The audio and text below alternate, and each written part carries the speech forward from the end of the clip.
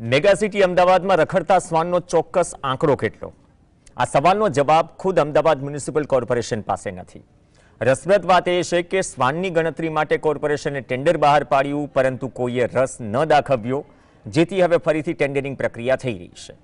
શ્વાનના ખસીકરણ, રસીકરણ અને ચીપ લગાવવા માટે શ્વાનની વસ્તી ગણતરી જરૂરી છે. રેબીઝ ફ્રી ભારત અભિયાન અંતર્ગત અમદાવાદ કોર્પોરેશન કામ કરશે, પણ તેના માટે શ્વાનની ચોક્કસ સંખ્યા અને વિસ્તાર પ્રમાણેની માહિતી માટે હજુ તંત્ર ટેન્ડરિંગ પ્રક્રિયામાં ઝોલા ખાઈ રહ્યું છે. આ પ્રક્રિયા અંતર્ગત શ્વાનનું રસીકરણ થયું છે કે નહીં અને તેના ફોટો સહિતની માહિતી એકત્ર કરાશે.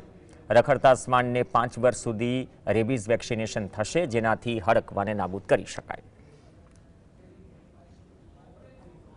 તમામ શેરી કૂતરાઓ એટલે કે સ્ટ્રે ડોગ્સ છે એને પણ સ્ટરીલાઇઝેશન વેક્સિનેશનની સાથે સાથે વેક્સિનેશન્સ કરવામાં આવે અને આ વેક્સિનેશનની સાથે સાથે દર વર્ષે સતત 5 વર્ષ સુધી એન્ટી રેબિસની વેક્સિન આપવામાં આવે તો આ ડ્રાઈવથી આ સ્ટ્રે ડોગ્સમાંથી જે રેબિસ છે એ રેબિસ હ્યુમનમાં ફેલાવાનો કોઈ ખતરો રહેતો નથી.